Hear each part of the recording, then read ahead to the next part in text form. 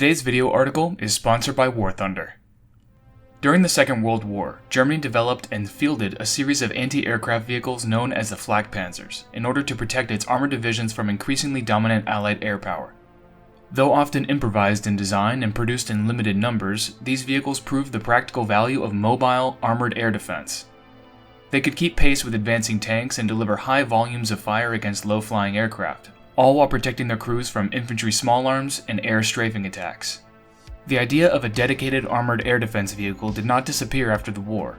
In the mid-1950s, the newly established Bundeswehr, drawing upon wartime lessons, called for the development of a modern successor to the Flakpanzers. This effort ultimately resulted in the Flugabwehrkanonenpanzer I Gepard, a sophisticated self-propelled anti-aircraft system built on a modified Leopard 1 chassis. Armed with twin 35mm Oerlikon KDA cannons and equipped with integrated radar systems, the Gepard is without a doubt one of the most well-known and recognizable vehicles of its type to ever have existed. And thanks to the successive upgrades, it remained effective well beyond the fall of the Berlin Wall. And if you'd like to take control of the Gepard yourself rather than just hear about it from us, you can do exactly that in today's video sponsor, War Thunder. War Thunder is one of the most comprehensive vehicle combat games ever made, and it's completely free to play on PC, consoles, and even mobile. With over 2,500 tanks, aircraft, helicopters, and naval vessels from 10 major nations, the game spans everything from interwar armored cars to modern main battle tanks and SPAAGs like the Gepard. One of our favorite aspects of the game is the sheer variety of vehicles on offer. It's not just the big-name heavy hitters. Smaller nations and lesser-known vehicles are also represented in impressive depth, with realistic visuals and authentic audio, making it a fantastic sandbox for military history enthusiasts. On top of that, War Thunder doesn't rely on simple health bars, but features one of the most sophisticated damage models in gaming. Vehicles are modeled down to individual internal components, engines, ammo racks, fuel tanks, and crew, all of which can be damaged or disabled realistically. Armor penetration is calculated using volumetric shells that behave like real-world counterparts, and the live X-ray kill cam lets you see exactly how each shot caused damage. The vehicle customization system is just as extensive. You can personalize your vehicles with a huge variety of 3D decorative elements, historical markings, and camouflage options, including community-made designs. Whether you prefer strict historical accuracy or something more distinctive, there's plenty of room to experiment. So if you want to field the Gepard yourself and put those twin 35mm cannons to work, be sure to follow the links in the description and join a global community of more than 95 million players to play for free on PC, PlayStation, Xbox, or mobile. Viewers who register a new account or sign in with an account that hasn't played in the last 6 months will receive a free bonus pack across PC and consoles after their next login. This pack includes multiple premium vehicles, the exclusive vehicle decoration Eagle of Valor, 100,000 Silver Lions, and 7 days of premium. This offer is available for a limited time only, so don't miss it. Sign up, roll out, and I'll see you in War Thunder. After the war, Germany was split between the East and West, and the fledgling Federal Republic of Germany, commonly known as West Germany, found itself a frontline member in the North Atlantic Treaty Organization. Facing the Soviet Union across the Iron Curtain, West Germany was permitted to rearm, leading to the establishment of the Bundeswehr in 1955.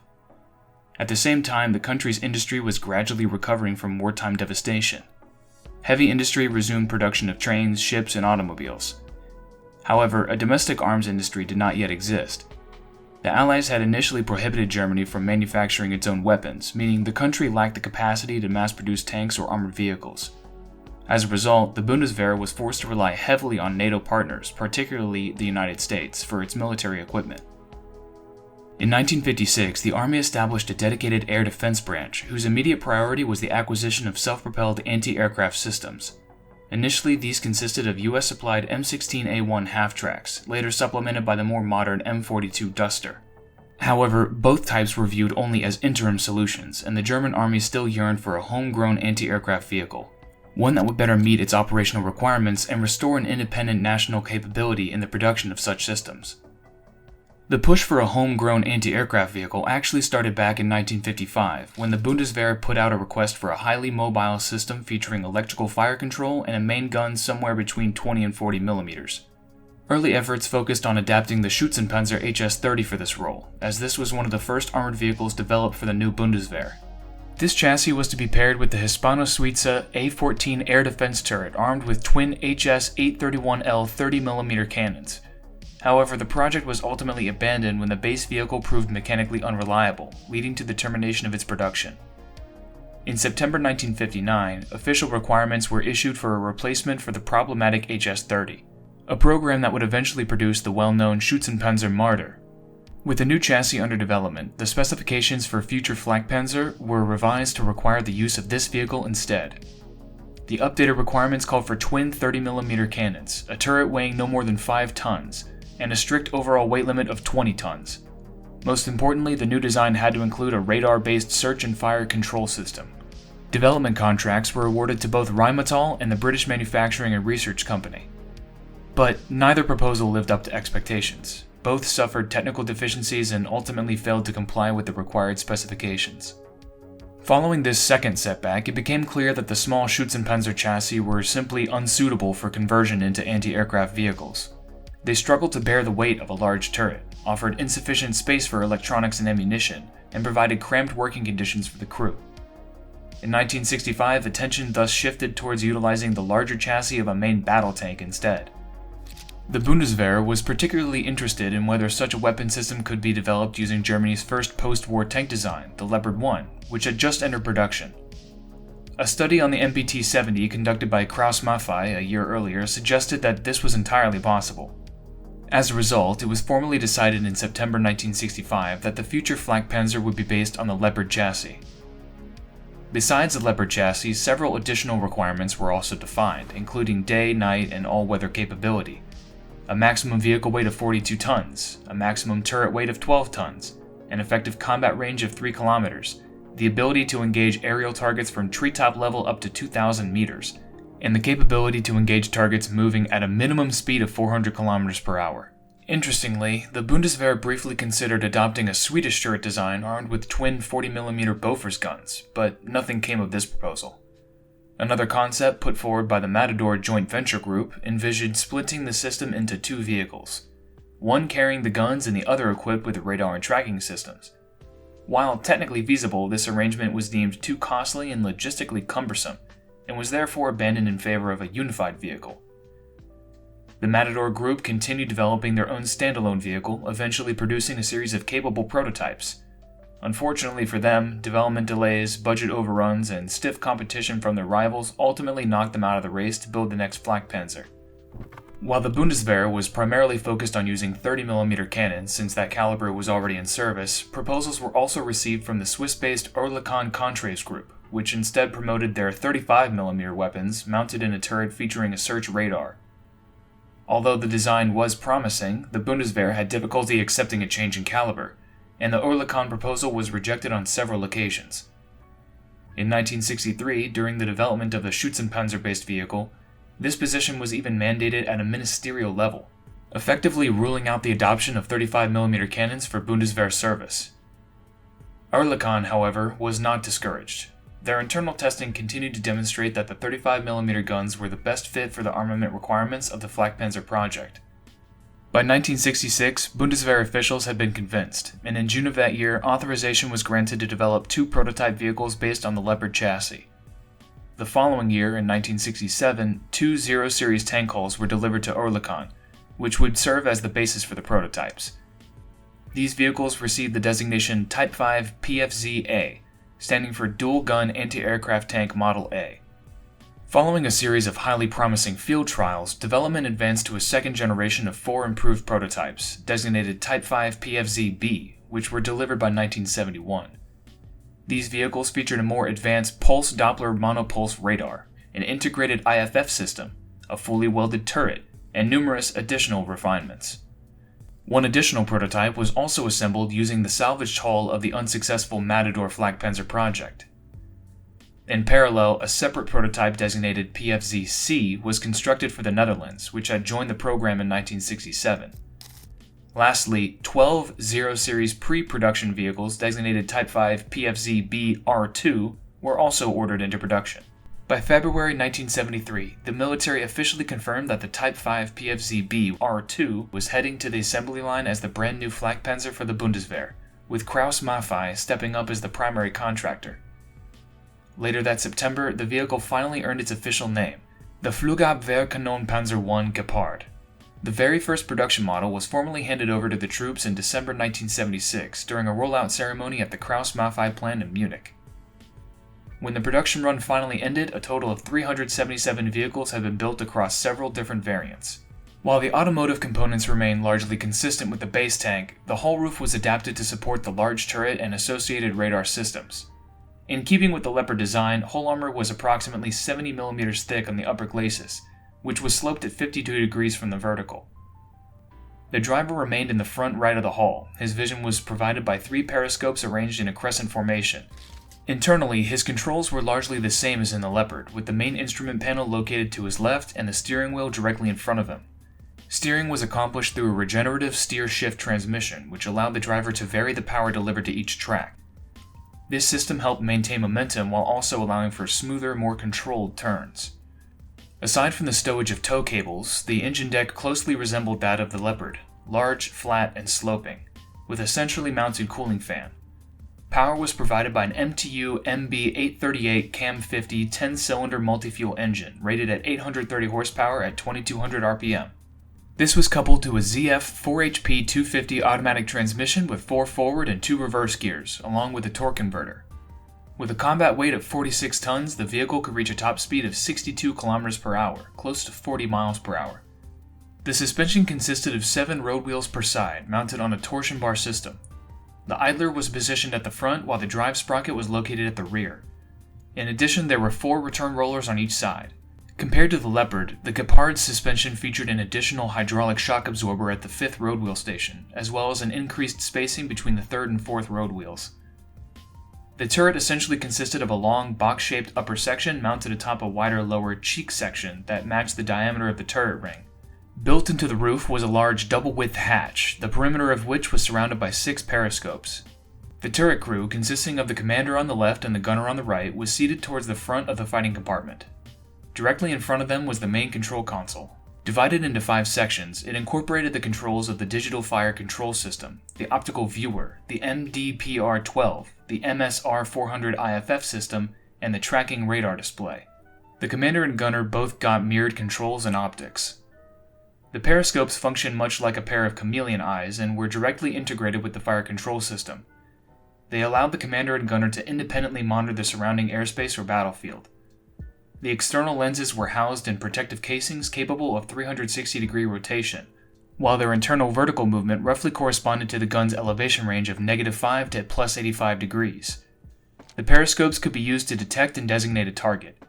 Once a target was sighted, elevation and azimuth data were transmitted to the fire control system, which then engaged and locked onto the target using the tracking radar. Despite the turret's total weight of 13.8 tons, it could rotate 360 degrees in just 4 seconds. Alternatively, manual rotation via hand crank required up to 3 minutes. Turret armor thickness is estimated to have ranged between 19 and 21 mm. At the rear of the turret is the dish of the MDPR-12 search radar system, which folds down when not in use. The dish consists of 2 major components, the emitter and the reflector. When in operation, it rotates 360 degrees horizontally at 60 RPM. It typically operates at a frequency of 2 to 4 GHz with a wavelength of 7.5 to 15 cm. This radar performs well in rain, fog, and cloud cover and is predominantly used for long-range detection. At maximum range, it can detect a target at a distance of 15.75 km flying at an altitude of 3 km. Information from the MDPR-12 is displayed on the radar screen at the main control console, with friend or foe data showed alongside any tracked contact. The main system components are stored in the rear of the turret. For ease of maintenance, the entire rear section of the turret, including the radar dish, can swing open to the side. At the front of the turret is the pulse Doppler tracking radar. The antenna is encased in a protective directional housing with a convex dome. The center of this unit provides vertical traverse, while the base allows 360-degree horizontal rotation. This arrangement is necessary because, when not in use, the radar unit rotates 180 degrees backward into a concave recess in the turret face for its own protection. The main armament consists of 2 35mm KDA gas-operated cannons. Depending on the ammunition type, muzzle velocity ranges from 1175 to 1440 meters per second. Each gun has a theoretical rate of fire of 550 rounds per minute.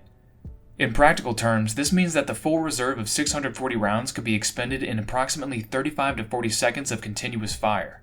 The cannons are mounted on either flank of the turret, with their receivers positioned beneath armored covers. Mounted on rotating hubs through which the ammunition feeds, the guns are elevated and depressed hydraulically, and can go from minimum to maximum elevation in just 2 seconds. Each cannon is electronically cocked, decocked, and fired. This allows one gun to operate independently if the other misfires or jams. Manual backup systems are provided for cocking and elevation. Under standard operating procedures, the gun fires alternatively during a burst to increase shock concentration on the target and improve the probability of a hit. The KDA cannons function essentially as oversized belt-fed machine guns and feature a comparable reloading system. However, this eventually proved to be one of the major shortcomings of the Gepard. Reloading was an extremely labor-intensive manual process and can take up to 1.5 hours depending on conditions and available personnel. In the primary air defense role, the preferred ammunition was typically the DM-21 HEI round, containing 112 grams of Hexal P-30 explosive filler, and fitted with a delayed action impact fuse. This ensured detonation 150 to 220 microseconds after penetration, maximizing internal damage to the target. However, the fuse was highly sensitive, and impact at an angle greater than 5 degrees could cause premature detonation. When tested against a 4mm plate of aircraft-grade aluminum, the round produced holes ranging from 23 to 45 centimeters in diameter. Another commonly used round was the DM-13A1 APHEI-T. Although geared more towards the engagement of ground targets, it carries a payload of 22 grams of Hexal P-30 explosives with a delayed action fuse, making it an effective anti-air round as well. The Gepard officially entered service in August 1977, with vehicles being assigned to air defense battalions and regiments. In 1980, most anti-aircraft battalions were reorganized into regiments. Each regiment followed a standardized structure consisting of a regimental headquarters, 2 air defense command groups, a staff battery, 6 anti-aircraft batteries, and a supply battery. Each anti-aircraft battery was further organized into a battery headquarters group, a reconnaissance section, 2 signal teams, and 2 anti-aircraft gun platoons. Each platoon contained 3 self-propelled anti-aircraft gun sections, with each section equipped with 1 Flakpanzer. In total, this structure allowed each regiment to deploy 36 Gepards. In response to the end of the Cold War in 1991 and the reunification of Germany, the Bundeswehr introduced another series of reforms under the title Heeresstruktur 5, or HS5. Launched in 1992, HS5 introduced several radical changes. The armed forces were streamlined and significantly downsized, and units from former East German military were integrated into the Bundeswehr. Other aspects of the reform included modernization efforts, the establishment of an international rapid reaction force, and a closer cooperation with NATO allies. As a result, 6 anti-aircraft regiments were disbanded. In March 2010, the Inspector of the Army, General Hans Otto Butt, officially announced that the Gepard would be retired and decommissioned, citing cost reduction as the primary reason. By that time, more cost-effective alternatives were available. However, other factors also contributed to the decision, including the system's age. Although a highly modern vehicle when it was first introduced, the Gepard's capabilities became increasingly limited over time. One significant issue was the rapid advancement of missile technology. The Gepard had a range of around 3 to 4 kilometers. However, modern missiles soon exceeded this range, enabling enemy aircraft to detect, lock on, and fire before entering the Gepard's effective engagement envelope. The final Gepards to be retired were those of the Luxembourg-based 6th Anti-Aircraft Regiment, which held an official ceremonial farewell in May 2012. Throughout its entire service life, the Gepard never served outside German borders with the Bundeswehr, and was never deployed overseas. Even when Germany contributed forces to the Balkans in the 1990s under NATO's implementation force, or to Iraq and Afghanistan in the 2000s during the global war on terror, the Gepards remained in Germany. Instead, most of their active service was spent participating in large-scale multinational training exercises, which were almost annual events in West Germany during the Cold War. One of the first foreign customers to acquire the Gepard was the Netherlands. The Dutch version was equipped with the Oerlikon radar system and the Siemens MRS 400 IFF system. Between 1977 and 79, the Netherlands acquired a total of 95 production vehicles, which were nicknamed Cheetah by the Dutch. At its core, the Cheetah was largely identical to the German Gepard. However, it differed in several aspects, most notably in its radar equipment. It was also fitted with additional smoke launchers and lacked a laser rangefinder. The Cheetah remained in service until 2006, when it was finally retired. Belgium acquired 55 Gepards between 1978 and 80. These remained in service until '94, when they were placed into storage and officially withdrawn from active duty. In 2008, Chile became the first Latin American country to consider purchasing the Gepard. Although one vehicle was sent for trials, nothing really came of the negotiations, and the fate of that vehicle remains unclear. 5 years later, Brazil would actually go on to acquire a total of 34 Gepards, along with 3 simulator units. These were intended to provide additional security during the 2014 FIFA World Cup and the 2016 Summer Olympics. The Kingdom of Jordan acquired 60 cheetahs from the Netherlands. These were shipped in 3 batches, 15 in 2014, 20 in 2015, and the final 25 in 2016. Little is known about Jordan's operational use of the vehicles, and photographs of them in service are extremely rare. In November 2023, it was revealed that the Pentagon had purchased all 60 of them, which have since been delivered to Ukraine. Between 2017 and 2018, German military personnel deployed several Gepards to Qatar for demonstration purposes. After a successful evaluation, the Qatari army requested the purchase of 15 vehicles. However, the Gepards did not remain in Qatari service for long. Following the outbreak of the Russo-Ukrainian War in early 2022, Germany entered discussions with Qatar regarding the possible repurchase of these vehicles for transfer to Ukrainian forces. Negotiations took place in early 2023, and by mid-2023, an agreement had been reached. The vehicles were reportedly delivered later in 2023 or early 2024. During the 2000s, Romania obtained 43 Gepards. As of 2025, at least 36 remain in service, while 7 other vehicles have been mothballed for spare parts. Through necessity rather than choice, Ukraine has become the most recent operator of both the Gepard system and the Dutch Cheetah. Because of that same necessity, it is also the first nation to employ them in active combat. Russia's full-scale invasion of Ukraine in February 2022 sent shockwaves across Europe and beyond. Germany was among many Western and NATO allied nations that rallied behind Ukraine and was one of the first to offer substantial military aid. This assistance has included a wide range of material and equipment, as well as logistical support and training. Between 2022 and 23, at least 52 vehicles were delivered, though the total number of Gepard and Cheetah systems provided is now believed to exceed 100. In Ukrainian service, the systems have been used extensively, particularly against Iranian-made Shahed drones and their Russian-produced variants. Due to the high operational tempo, ammunition storages became a significant issue for a period, prompting Germany to restart production of 35mm ammunition. In many cases, it reportedly required up to 10 bursts to shoot down a single drone. From 2023 through 2025, the Gepards have played a key role in the defense of Ukrainian cities, critical infrastructure, and forward military positions.